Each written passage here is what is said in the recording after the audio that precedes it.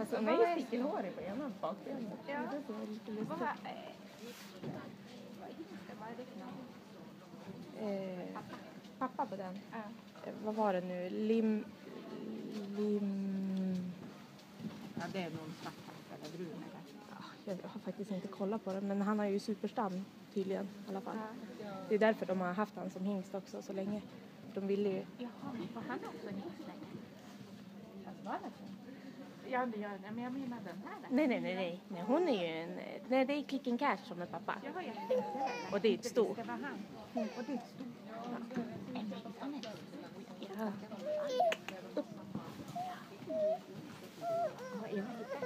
Ja.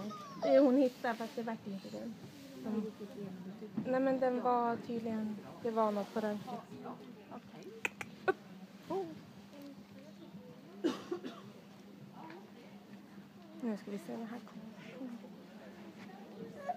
Oj. Nej.